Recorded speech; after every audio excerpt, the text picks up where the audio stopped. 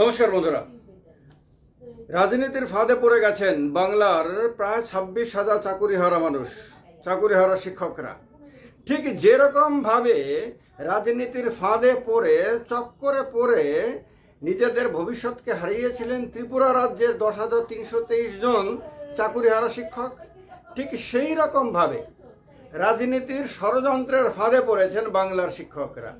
আমি একদম তথ্য সহকারে, যুক্তি সহকারে আপনাদেরকে বলবো, তার কারণে ভিডিওটা সবটা শুনবেন।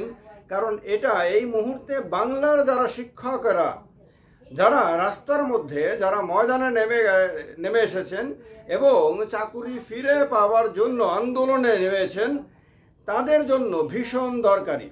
সমস্ত রাজনৈতিক দলের নেতাকর্মীদের জন্য তো অবশ্যই দরকার, চোখ খুলে দেওয়ার মতন ভিডিও হবে এটা।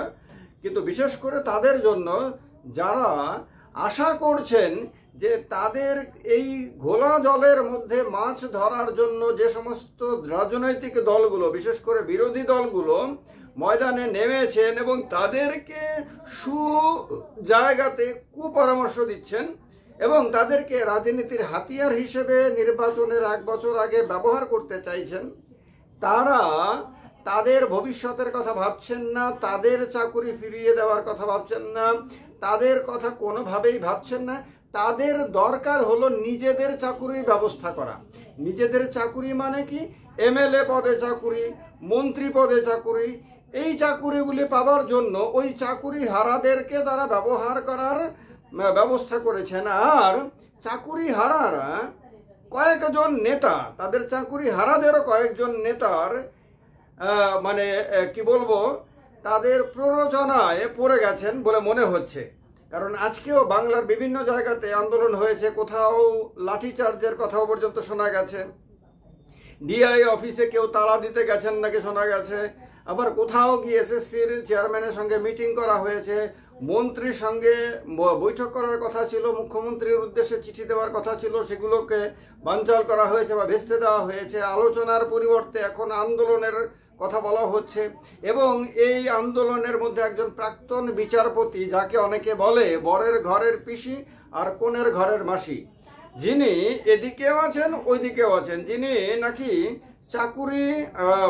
চাকুরি যাওয়ার ক্ষেত্রেও তার ভূমিকা ছিল এবং চাকুরি ফিরিয়ে দেওয়ার ক্ষেত্রেও নাকি তিনি ভূমিকা পালন করতে চাইছেন। এগুলো মানুষের মুখের কথা বলছি।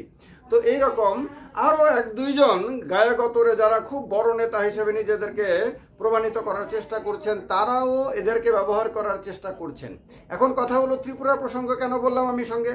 ত্রিপুরার কথা বললাম এই কারণে যে 2017 সালে যখন সুপ্রিম কোর্ট আপিল মামলাতে আপনার হাইকোর্টের রায়কে বহালে রেখে চাকুরি হারাদের চাকুরি পার্মানেন্টলি চলে যাওয়ার ব্যবস্থা করেছিল, তার 1 বছর পরেই 2018 সালে ত্রিপুরা রাজ্যে বিধানসভা নির্বাচন ছিল। সেই বিধানসভা নির্বাচনে তৎকালীন বিরোধী দল বিজেপি চাকুরি হারা শিক্ষকদের একটা অংশকে মোটিভেট অথবা ডিমোটিভেট করে নিজেদের দিকে নিয়ে নেয়। কয়েকজন চাকুরি হারা শিক্ষকদের নেতাকে তাদের বগলবন্দি করে নেয়।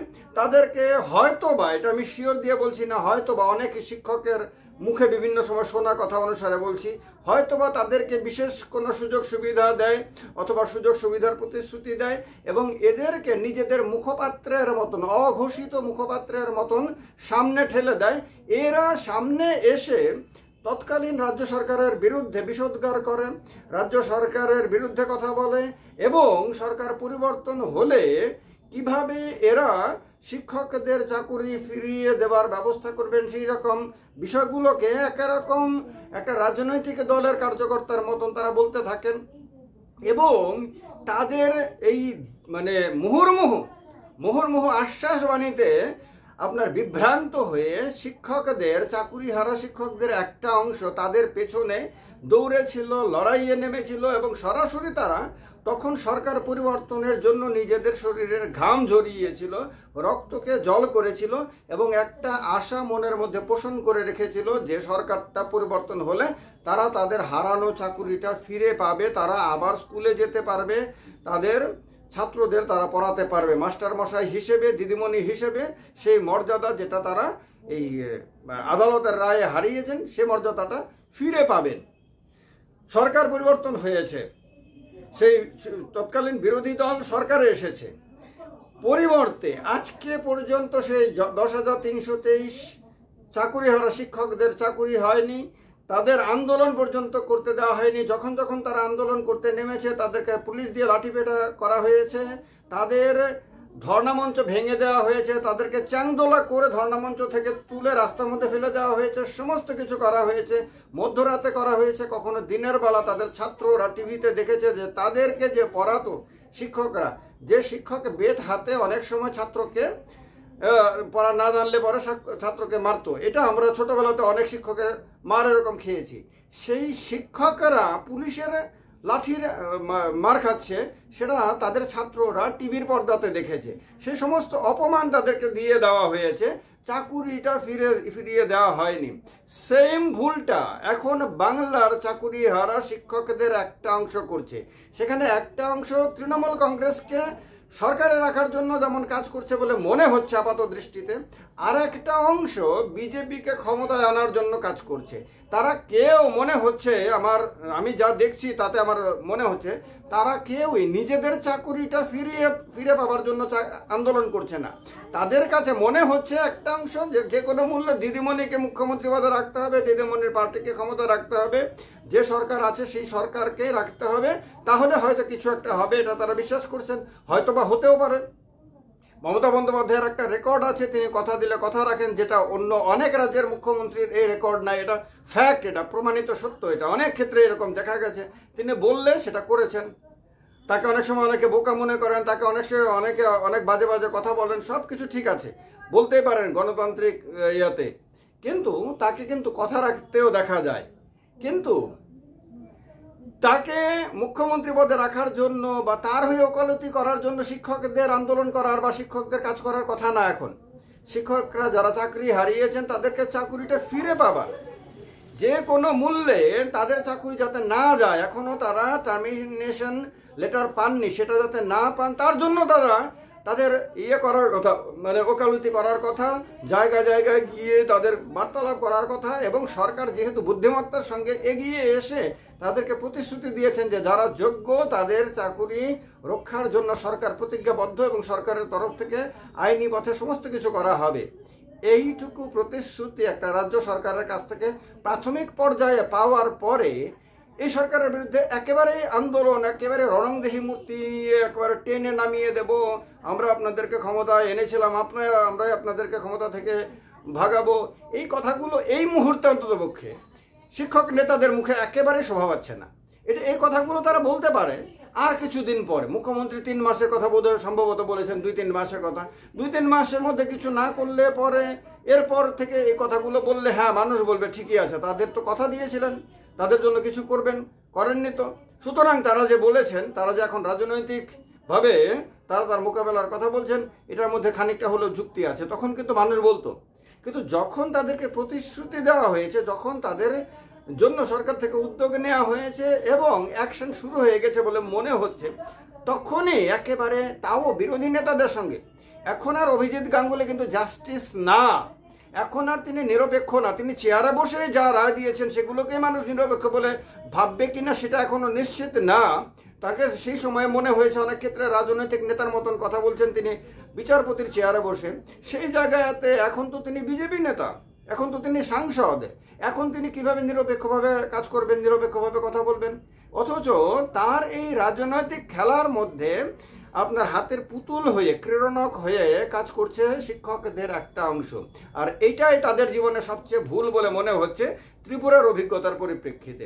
এ কারণে আমি আজকে আপনাদের এই ভিডিওর মাধ্যমে বলছি যে শিক্ষকদের উচিত ছিল, বা এখনো আমি বলবো উচিত হলো, না তৃণমূল কংগ্রেসের, না বিজেপির, না সিপিএমের, না কংগ্রেসের, তাদের কোনো রাজনৈতিক দলের হয়ে, দলের হাতের পুতুল হয়ে, ক্রীড়নক হয়ে নিজেদের ভবিষ্যৎটাকে নষ্ট করা উচিত না। তাদের এখন কোনো রাজনৈতিক দলের সঙ্গে যাওয়া উচিত না। তারা যারা চাকুরি হারিয়েছেন তাদের সবাইর এক মঞ্চে থাকা উচিত, সবাইয়ের একসাথে থেকে একটা ইস্যুতে একসঙ্গে ঐক্যবদ্ধভাবে আন্দোলন করা উচিত, রাজ্য সরকারের ওপরে চাপ প্রয়োগ করা উচিত এবং শাসক দলের ওপরে প্রেশার ক্রিয়েট করা উচিত।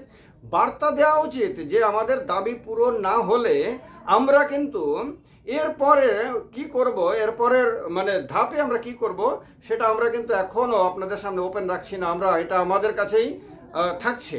তো তার মানে সরকারকে এক ধরনের রাজনৈতিক হুঁশিয়ারি দেওয়া যে প্রয়োজনে আমরা তোমার বিরুদ্ধে পর্যন্ত আগামী দিনে কাজ করব, ফলে তোমাকে একটা সময়সীমা আমরা বেঁধে দিচ্ছি। তাদের কিন্তু এইটা করা উচিত।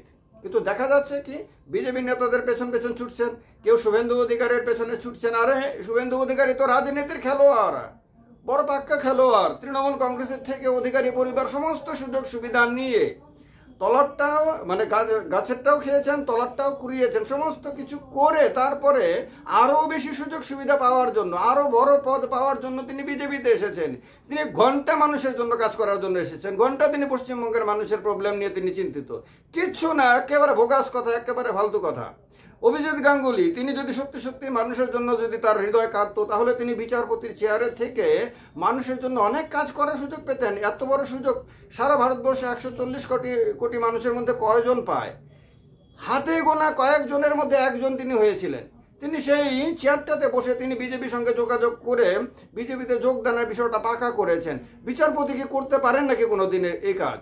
যিনি বিচারপতি পদে থেকে সেই পদের পবিত্রতাকে রক্ষা করেননি, তিনি এমপি হয়ে বা একটা রাজনৈতিক দলের নেতা হয়ে তিনি পবিত্রভাবে মানুষের জন্য কাজ করবেন, মানুষের কথা ভাববেন, মানুষকে তিনি নিয়ে ছেলেখেলা করবেন না, এটা যদি কেউ ভেবে থাকেন তাহলে পৃথিবীতে তার চেয়ে বড় মূর্খ, তার চেয়ে বড় বোকা, তার চেয়ে বড় বুদ্ধিহীন আর কেউ নাই। বাংলার সেই চাকুরিহারা 25,753 জন শিক্ষকের মধ্যে যারা তাদের হাতের পুতুল হতে রাজি হয়েছেন, তাদের ভাবা উচিত।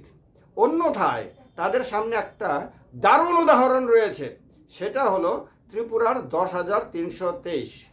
এর থেকেও যদি শিক্ষা না নিতে পারেন, 500 বছরের 5,000 বছরের ইতিহাস পড়েন, তার থেকে শিক্ষা নেওয়ার জন্য আর মাত্র কয়েক বছর আগের ইতিহাস থেকে শিক্ষা যদি না নেন, তাহলে কিসের ঘন্টা শিক্ষক হলেন আপনি? কিসের মানুষকে পড়াবেন? আপনি তো অন্যের হাতের পুতুল হতে রাজি হচ্ছেন। এই ঘটনাটাই দেখা যাচ্ছে বাংলাতে, যারা এখন রাস্তার মধ্যে নেমে রাজনৈতিক দলের হাতের পুতুল হচ্ছেন। আর এটা মাথায় রাখতে হবে, ত্রিপুরাতে যেমন শিক্ষক আন্দোলনের আলাদা আলাদা অনেকগুলো গ্রুপ হয়েছিল এবং বিভিন্ন গ্রুপের যারা নেতারা ছিলেন, শিক্ষক নেতারা ছিলেন, তাদের কেউ কিন্তু দুঃখে আছেন, কষ্টে আছেন, আর্থিক অনটনে আছেন বলে শোনা যায় না।